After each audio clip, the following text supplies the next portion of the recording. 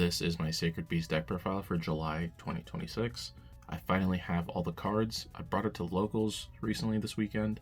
I went 3-1, and these are my matchups. I think the deck is pretty strong and pretty versatile. There's a lot of different engines you can incorporate, and the extra deck is pretty flexible. But yeah, let's just get into it. So I am playing all 3 of these Sacred Beasts. So 3 Raviel, 3 Haman, and 1 Uriah. Uriah, or at least all of them, you reveal. You search a specific type of Sacred Beast card, and then you discard a card. So Raviel's monster, Haman's spell, Uriah's trap. It's the worst one of the 3, obviously, because none of your traps are starters. But the one trap you do play is very good. And I do like shuffling back 1 of each for the fusion monster, as you'll see later. They do all also have on-field effects. This can tribute to Sacred Beast to blow everything up on your opponent's board. I never resolved that. This is a quick effect MST, and your opponent can't respond to it, so that's pretty cool. I never ended up using the on-field effect of this because, as you'll see later, you use this a lot to make Thunder Dragon Colossus. 3 Martyr. Can kind of be a starter if you open 2 or 3 other cards. On summon, it can place your continuous spells and traps or the field spell from your deck, and then if you control another Sacred Beast, it can summon the other 2 copies of itself. 2 Summoner of the Sacred Beast. A lot of lists play 1. I do like to play 2. I don't mind drawing it. Obviously you need it in tandem with something else, but really, really strong. You can reveal it, discard a card, summon a Sacred Beast from your hand. If it's on the field, you can discard a card, special summon a Sacred Beast from your hand or graveyard, and if it's in your grave, you can banish it and summon a Sacred Beast from your grave. So I like to reveal it in hand, summon a monster, and then use that monster to link summon or fusion summon, banish this, and then bring that monster back. For the spells, 3 release. This is the search spell. It's crazy. You add 3 with different names, and then you discard 2. Usually, if you can resolve this card, you can win the game. Let's say you go Haman into this and you get drolled. That's kind of it. Or even if you go Raviel into Haman and they droll you, that's a really tough spot to be in, unless you draw into Martyr and some other cards. We have 3 Thunderclap. I'm not running the continuous trap. I don't think that card's very good. It's like a Book of Moon. It can send all 3 of itself to the graveyard to flip an opponent's monster. It's a bad draw, and the effect just isn't very strong, but Thunderclap can place 2 copies of itself, and then while it's resolving, you can reveal a level 10 Sacred Beast and place your field spell from the deck. And the field spell is really the crux of the strategy. You send 3 cards of the same type, monster, spell, or trap, from your hand and face up on the field to the graveyard, to summon a Sacred Beast from your hand, deck, graveyard, or banishment, and then if you control a Sacred Beast monster whose original level's 10, you can draw 2 cards. This deck is so good at thinning itself out, because Martyr summons the other 2 copies, Thunderclap gets the other 2 copies, you can go Raviel into Haman into Sacred Beast release, search 3 more, so usually you're drawing non-engine when you resolve this towards the end of your combos. And the final Sacred Beast card is the Combined Assault. I know a lot of people are opting not to run this in Uriah. I think they are worth running. It lets you special Sacred Beast from your hand or grave, and then if you control 2 whose original levels are 10, you can negate the effects and destroy 1 face-up card on the field. This card's really effective against cards like Dark Ruler and Droplet, because usually with Droplet you're not going to be able to respond with monsters or spells, and then of course with Dark Ruler you won't be able to respond with monster effects. The engine I chose to play is the Fiendsmith engine, so 1 Engraver, 1 Lacrima, 1 Lurry, and 1 Tract. This engine's pretty crazy in this deck, especially if you open Lurry and another Sacred Beast. You can just discard the Lurry, it'll summon itself, and you do the full Fiendsmith combo. But drawing any of these, you can do the Fiendsmith combo, and you can bridge into Fiendsmith as well, as I'll showcase later. But I think this is the best engine to run in here. I have seen Unchained and some other stuff. I just think these are so good, like, you can draw any of these and you're still in a good spot, so. Then for non-engine, you can run whatever you want. I chose 3 Puruleo, 3 Ash, 3 Super Poly, 3 Imperm, 2 Ghost Ogre, and 1 Talents. For the extra deck, we're playing 1 copy of the new Fusion. This card's pretty good. The first 2 times it'd be destroyed by card effect, it's not.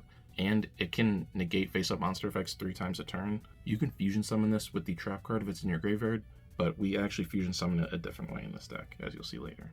For the Super Poly targets, 1 Garura, 1 Mud Dragon, Just keeping it simple.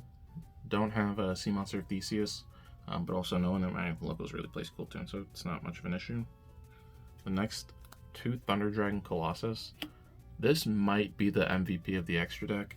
It's Droll and Leopard on legs, and Summoner and Haman are both Thunder monsters that activate in the hand, so it's super easy to meet that condition. For the Fiendsmith engine, we're playing Necroquip, Lacrima, Requiem, Caesar, and Sequence. I didn't summon this card once. You could potentially cut this. I would still keep it. There's probably situations where it's better than Necroquip, but I always found that I was able to get that extra draw, so I summon this more often. But there's some really interesting stuff you can do, especially with Reprodocus. Martyr of the Sacred Beast is a Dark Fiend, so Reprodocus you can declare light, make it a light fiend, and that's how you bridge into Fiendsmith without drawing any of the cards. This effect is interesting though. There's some situations where you can turn your Caesar into a light, so it's a light fiend, and then you can equip Sequence to help protect it. There's just a lot of small things you can do with the deck. For the other Link monsters, Cross Sheep, this you're usually using to summon back Lacrima, and then you use Cross Sheep and Lacrima to make Sequence, and Sequence can fusion summon a Fiend Fusion monster by shuffling the material back into the deck, so you use your Sacred Beast in the graveyard to shuffle them back to make the big one. Played one copy of Verudris. This did come up in the last game of the day. I was up against a Crystal Wing and I had to find a way to get over it. So I made this with my two Sacred Beasts. And obviously it doesn't have a level, so the Crystal Wing effect didn't matter. I would still play this. You can also play Gustav Max. And the reason I say that is the game that I lost, I would have won if I'd have Gustav Max in the extra deck. I went to battle phase, did damage, main phase 2, I couldn't do anymore. If I had that Gustav Max, I would have won that game. And then the final two cards in the extra deck are IP and SP. This is a combo I did for most of the day. You can start with Sacred Beast Release or Haman, but I think it's easiest to follow and explain if I start with Raviel. So you reveal Raviel, add Haman, then discard a card. We'll just discard the Raviel. Then you'll use Haman's effect to add Sacred Beast Release, and then you'll discard a card. And then you'll activate Release. You'll add Summoner, Uriah, and Martyr. And then you'll discard 2, so we'll just discard 2 blanks. You'll normal summon Martyr. Martyr's going to place Thunderclap in your spell and trap zone. New chain, or open game state I guess, you'll activate Thunderclap to place 2 more copies of itself. And while it's resolving, you'll reveal the Uriah to place the field spell from the deck as well. You'll use the field spell effect. You'll get rid of your 3 Thunderclap to summon a Haman from your deck. You want to summon it, in this scenario, the furthest to the right or the furthest to the left, because you'll need one of these zones open for Reprodocus. But now that you control another Sacred Beast, you'll use Martyr's effect to summon 2 copies of itself. Then you'll use 2 copies of Martyr to make Reprodocus. Reprodocus effect, you'll declare light, so this becomes a light fiend. Then you can go Requiem. Probably know the Fiendsmith combo by now. Tribute Requiem, Lacrima effect, dump Engraver. You'll use Requiem's effect to equip to Lacrima. You'll make Necroquip. You'll use Engraver's effect. Engrave, you have to shuffle the Requiem because you'll need the Lacrima in your grave. So shuffle the Requiem for the Engraver. You have your 2 6s, so we'll go for our Wave King Caesar, which is the first of our negates. I'm then going to use Uriah's effect, revealing it, adding the trap, and discarding a blank. Then I'm going to use Summoner's effect in hand. That way you've used a Thunder Monster's effect in hand. You'll reveal it, discard, summon the Uriah. use Uriah and Reprodocus to make Cross Sheep. And since we've used the Thunder Monster's effect in the hand, we'll get rid of our Haman for Colossus. That will trigger your Cross Sheep to summon a level 4 or lower from the grave, and we'll get our Lacrima. You'll use Lacrima and Cross Sheep to make Sequence. Sequence effect, you can shuffle back to fuse. And kind of as I mentioned earlier, this is one of the reasons I like playing Uriah. Just aesthetically, shuffling the 3 back is pretty nice. You can make your fusion.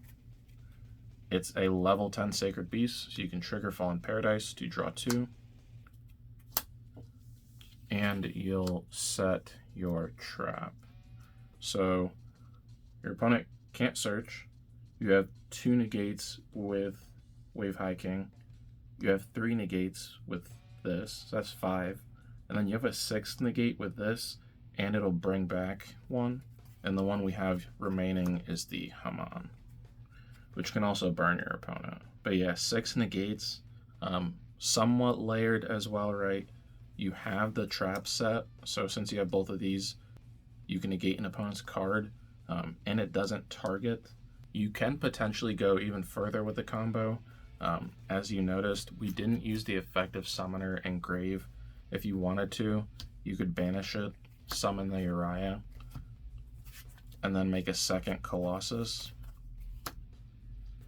Or you could banish it to really summon anything.